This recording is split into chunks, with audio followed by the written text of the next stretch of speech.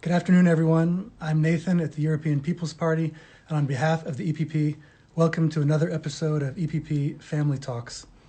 Over the past several weeks, we've been talking to leaders throughout our political family to hear from them the ideas and projects they're working on, particularly during this time of coronavirus crisis. Today, it is our great pleasure to welcome Vice President of the European People's Party, Esther de Lange. We are connecting with her now. I think we're just waiting for the connection.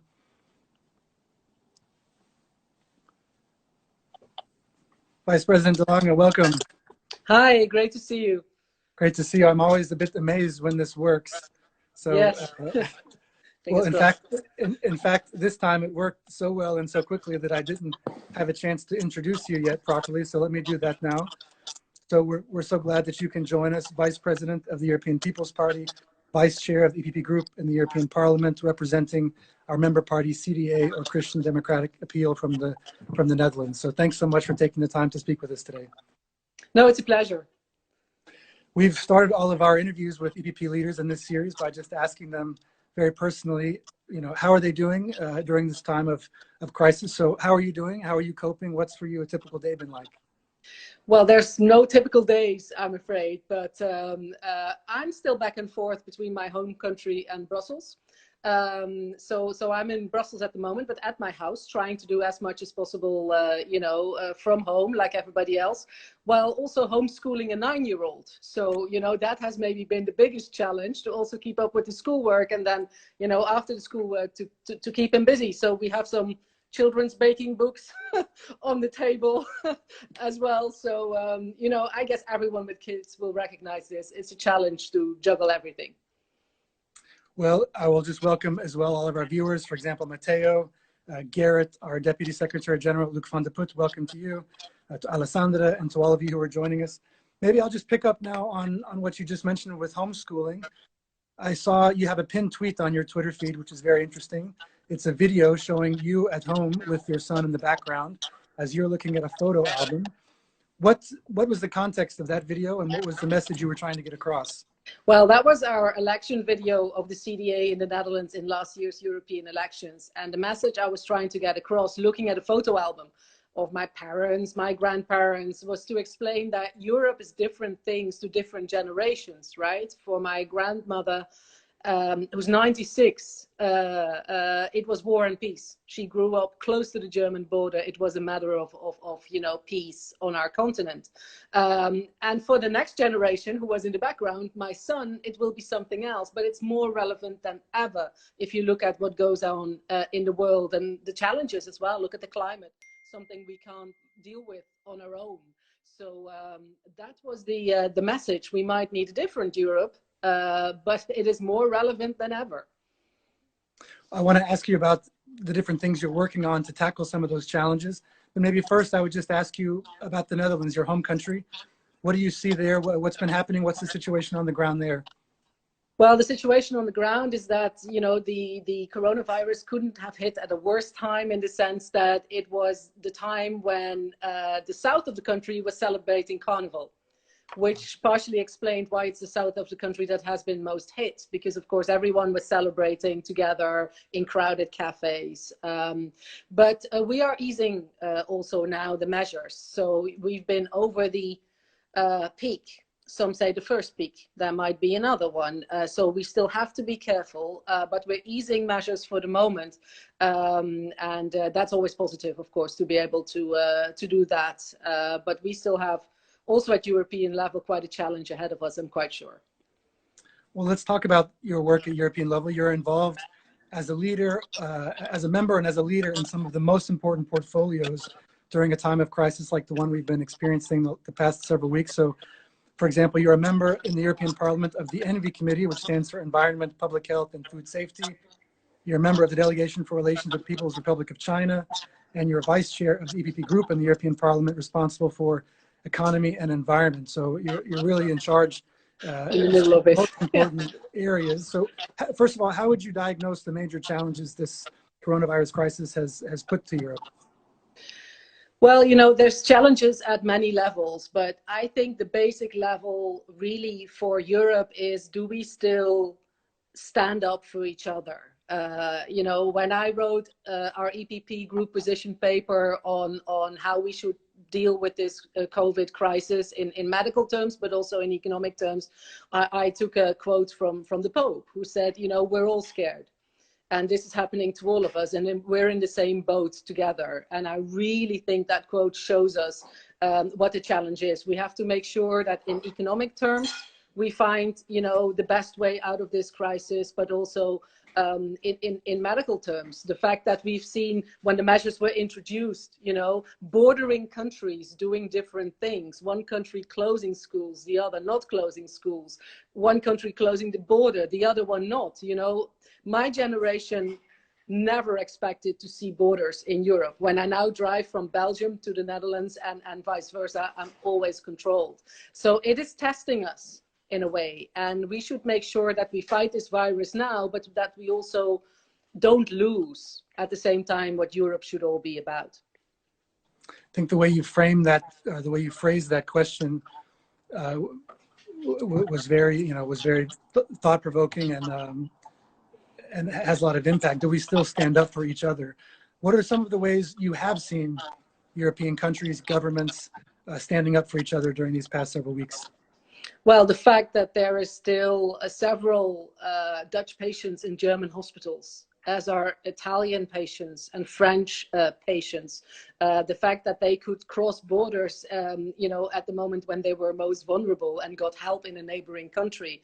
You know, this is European solidarity working. So this is good. And I think we should be aware, we Europeans, that while we're fighting this virus, there is also a geopolitical you know, fight being fought over this, and a propaganda war, so to say. You know, the fact that many European citizens will see Russian planes with medical equipment arrive in Italy and Italian ministers waiting on the tarmac, you know, that's a certain frame. But if you look at the facts, there was much more medical equipment coming from other European countries to Italy, but we see less of it. So we should also, in a way, not only do what we're doing, but also show what we're doing, because, you know, other continents are kind of using this crisis as they would in order to create division in Europe, and we should stand up against that. Let me just pick up on that idea of showing. So what do you think are the next steps at EU level? What are whether in terms of actual initiatives, actual measures, and then also in terms of communication, how can that be improved? Well, I mean, now that we're slowly in a number of countries easing measures, the economic response should be, you know, the first and foremost thing that we're doing at the moment. So we're awaiting proposals from the European Commission regarding the recovery plan, which we need, and we need it urgently, in order to make sure that fighting this crisis, fighting this virus first, and then fighting the economic crisis is not only something that the richest member states can afford to do. We currently are in a situation where more than 50% of the state aid, you know, given to enterprises as a response at national level, as a response against this crisis, more than 50% is done by one member state, one alone. And this is actually increasing the gap between member states in Europe, between those who can afford to do this and have a huge national response and those who can't. And we should fight this at a European level through various instruments. I don't want to go into too much details, but we might want to use our budget in a smart way so that we can do that. Let me just ask one follow-up to ask you for some more specifics about the budget. So just on that issue, what would you say would be more concretely a next step? Well, concretely, the next step would be to say, how can we use this budget, which already is the instrument that we have for cohesion, for solidarity, you know, between our countries? How can we use it in such a way that we, first of all, make it bigger, either in real terms or through guarantees of member states, but that we also take this budget as a base, you know, for the Commission to enter the financial markets, to actually have a spiral effect, you know, to make this budget, use it as a guarantee, and be able to access financial markets so that you have even more financial room to put measures in place. The measures we already know that are already lined up, so to say, are measures to actually help small and medium enterprises get liquidity. This is what they need. You know, shops are closed. They still have to pay their staff, the rent, but no money is coming in. What we know is going to come is the SURE proposal of the Commission, which is going to help companies to keep people on their payroll that they would normally maybe, make unemployed, but to keep them on the payroll because, through national and European finances, we make sure that they can continue paying their staff. This is of huge importance because people who don't lose their job during this crisis can also help rebuild the economy in a much more efficient way afterwards. So these are things that are coming. We have the ECB package. We have the state aid rules that are more flexible now. So there's already a lot lined up, but we need more. And this recovery package is the next big thing that we need. This idea of greater liquidity for small and medium-sized enterprises is something that SME Europe, our own SME Europe president, Ivan Stefanic, said to us yesterday when we interviewed him. He was talking about the same thing. Several of our leaders working on these issues. I want to also greet our friend Pernilla Weiss, who is joining us, your fellow MEP from Denmark. So one of the other things you're working on as an EPP leader is, as vice president of the party, is chairing our Working Group 1 formation.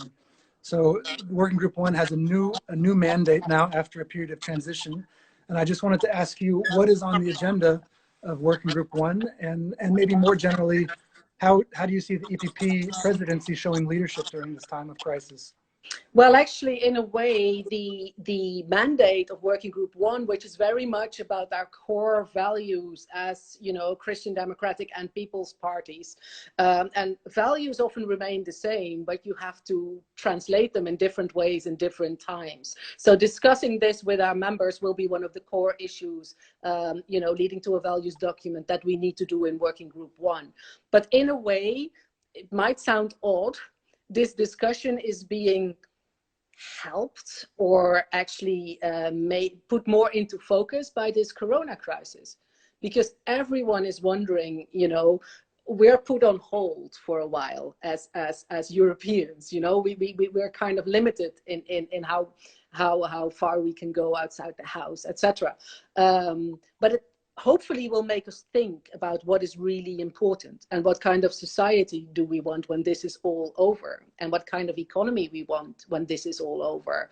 Well, that's a values question. You can only answer that if you have clarity about what you stand for in terms of the core values that are important to you. So in a way, my work is sharpened, by what is now going on. Well, definitely very important questions in this time and following. So if we could just ask you maybe a couple of more personal, more informal questions that will allow our EPP family members, our viewers, to get to know you a little bit better as a person.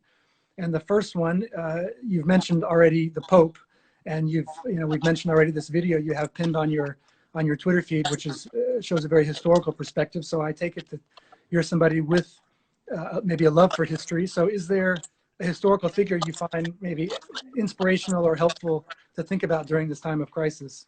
Oh, well, there must be several ones, and they don't need to be historical. I think the leadership that, again, Angela Merkel is showing on a lot of issues, I find personally very inspiring, because you do see somebody who's willing to look further than her own national border, which is exactly what I think we need in Europe. But my first kind of political memory started around the time when the Berlin Wall fell. I was in secondary school then, and this was the first time I realized that something historic was going on that would, in a way, change Europe also.